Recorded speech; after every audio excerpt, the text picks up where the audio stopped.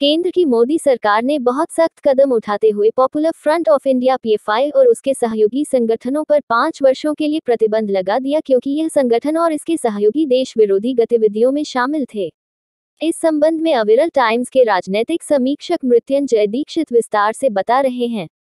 केंद्र सरकार ने आतंक के खिलाफ कड़ा कदम उठाते हुए देश के अंदर रहते हुए देश विरोधी गतिविधियां संचालित करने वाले कुख्यात संगठन Popular Front of India PFI व उसके सहयोगी संगठनों Rehab India Foundation, Campus Front of India, All India Imam Council, NCHRO, National Women Front, Junior Front, Empower India Foundation, Rehab Foundation Kerala को 5 साल के लिए उपा कानून के अंतर्गत प्रतिबंधित कर दिया गया है। केंद्र सरकार द्वारा जारी की गई सूचना के अनुसार अब राज्य सरकारें भी पीएफआई व उसके सहयोगी संगठनों के सदस्यों व समर्थकों पर बेहिचक कड़ी कानूनी कार्यवाही कर सकती हैं और राज्य स्तर पर भी प्रतिबंध लगा सकती हैं। राष्ट्रीय सुरक्षा की दृष्टि से यह अत्यंत महत्वपूर्ण निर्णय है क्योंकि पीएफआई की गतिविधियां दिन प्रतिदिन राष्ट्रघाती होती जा रही थीं।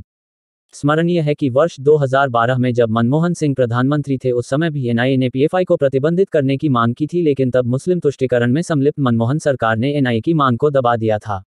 केंद्रीय गृह मंत्रालय द्वारा गजट किए जाने के बाद इस विषय पर दुर्भाग्यपूर्ण राजनीति भी प्रारंभ हो गई है। यह बहुत ही दुखद बात है कि जो संगठन राष्ट्र तथा समाज के लिए खतरा बन गए थे, आज उन संगठनों के साथ कांग्रेस, सपा सहित कई सेकुलर दल खड़े दिखाई पड़ रहे हैं। जब पीएफआई व उसके सहयोगी संगठनों के खिलाफ देश की जांच एजेंसियां छापामार कार्यवाही कर रही थीं और लोगों की गिरफ्तारियां की जा रही थीं, उस समय भी सेकुलर दलों के यह लोग मुस्लिम तुष्टीकरण के नाम पर उसका विरोध कर रहे थे।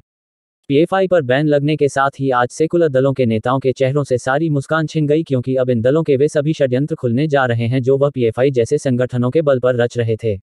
एनआईए को पीएफआई के खिलाफ पक्के सबूत मिले हैं जिसमें विस्फोटक कैसे बनाएं जैसे सीक्रेट चैट वाले दस्तावेज शामिल हैं।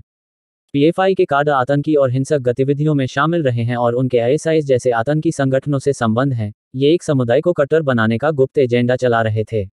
ऐसे तमाम साक्ष्यों के आधार पर इन संगठनों पर 5 साल का प्रतिबंध लगाया गया है। जब देश के अलग अलग हिस्सों में दंगों, हिंसा और राजनीतिक हत्याओं में पीएफआई का नाम आता रहा है, उस समय कांग्रेस का साथ पीएफआई के साथ जाना बहुत ही दुर्भाग्यपूर्ण व शर्मनाक स्थिति है। समाजवादी पार्टी के मुस्लिम सांसद व कांग्रेस के सांसद ही नहीं अपितु कई क्षेत्रीय दलों के नेता भी बड़ी बेशर्मी के साथ आतंक के खिलाफ कदमों का विरोध कर रहे हैं और आरोप लगा रहा है कि केंद्र सरकार लोगों का ध्यान मुद्दों से भटका रही है। और बिहार में चारा घोटाले के सबसे बड़े आरोपी तथा जमानत पर बाहर बैठे लालू यादव जैसे नेता पीएफआई पर प्रतिबंधों का विरोध और संघ पर प्रतिबंध लगाने की मांग कर रहे हैं। स्पष्ट है कि यह नेता मुस्लिम वोट बैंक के लालच में देश की सुरक्षा व अखंडता के साथ भी खिलवाड़ करते रहेंगे। ऐसे तथाकथित नेता जेल के अंदर ही रहें तो ही देश के लिए अच्छा रहेगा। पीएफआई का विवादों से गहरा नाता रहा है। देश के अलग अलग हिस्सों में दंगा, हिंसा, आगजनी, पत्थरबाजी और राजनीतिक हत्याओं में इस संगठन का नाम आता रहा है। उत्तर से दक्षिण भारत तक जब भी कोई बड़ी हिंसा या हत्या हुई है तब पीएफआई का नाम ही सामने आता है। हाल के दिनों में गई छापामारी से कई सनसनीखेज जानकारियां मिली हैं। पॉपुलर फ्रंट ऑफ इंडिया यानी पीएफआई अपने सहयोगी संगठनों के साथ मिलकर 2047 में भारत का इस्लामीकरण करने का षड्यंत्र रच रहा था, जिसका खुलासा बिहार में फुलवारी शरीफ सहित कई जिलों में एनआईए की ओर से की गई छापामारी में प्राप्त दस्तावेजों से हुआ तथा उसके बाद पीएफआई के खिलाफ और तेजी से कार्यवाही की गई है। यह भी खुलासा हुआ है कि पीएफआई प्रधानमंत्री नरेंद्र मोदी व बीजेपी के कई नेताओं, मुख्यमंत्रियों सहित संघ व विश्व हिंदू परिषद के नेताओं की हत्या की साजिश रच रहा था। पीएफआई ने अभी हाल ही में केरल के कोझिकोड में एक रैली निकाली थी जिसमें प्रधानमंत्री नरेंद्र मोदी, भाजपा व संघ विरोधी नारे लगाए गए थे।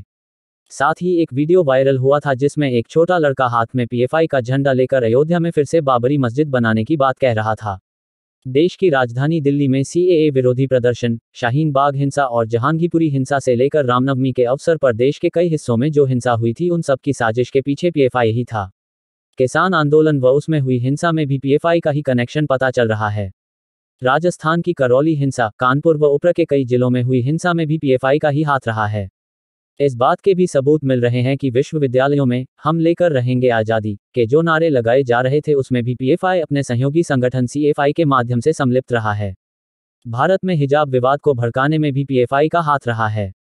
अभी बीजेपी प्रवक्ता नूपुर शर्मा के तथाकथित बयान को लेकर जो विरोध प्रदर्शन हुए उसमें भी पीएफआई का हाथ था और इस विवाद की आड़ में राजस्थान के कन्हैयालाल से लेकर महाराष्ट्र में उमेश कोल्हे तक जितनी भी हत्याएं हुई उनमें भी पीएफआई ही शामिल है।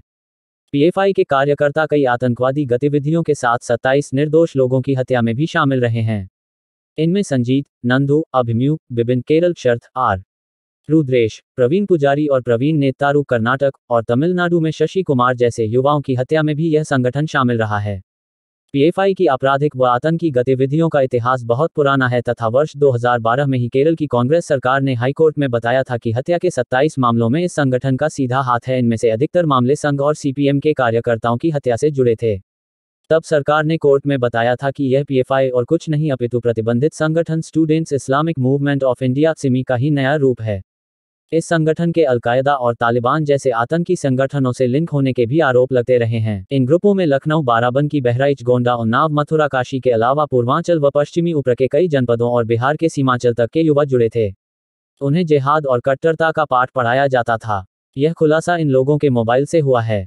ये लोग गैर मुस्लिम धर्मों के लिए आग उगलते थे और गैर मुस्लिम महिलाओं को अपने साथ जोड़ने पर बल देते थे ताकि उनका धर्म परिवर्तन कराया जा सके। अभी हाल ही में ज्ञानवापी विवाद में भी यह संगठन कूद पड़ा था और वहां प्राप्त शिवलिंग को फव्वारा बताकर समाज का वातावरण बिगाड़ने की भरपूर कोशिश की थी। पीएफआई से संबद्ध कुछ युवाओं ने ज्ञानवापी मस्जिद के अंदर आज़ादी करने के लिए याचिका भी लगा रखी है। यह संगठन राजनीति और न्यायपालिका के अंदर भी अपनी पैठ बनाने का प्रयास कर रहा था और उसमें कुछ हद तक सफल भी हो रहा था।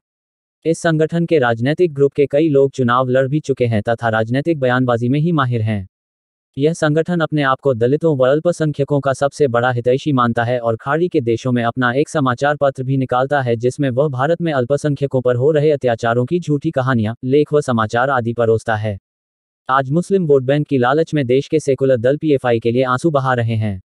यह वही लोग हैं जो बाटला हाउस एनकाउंटर में भी रोए थे और याकूब मेनन को बचाने के लिए रात में सुप्रीम कोर्ट की चौखट तक पहुंच गए थे। जिन विरोधी दलों के कई नेता आज जमानत पर बाहर घूम रहे हैं उन सभी का हाथ पीएफआई के ही साथ दिखाई पड़ रहा है।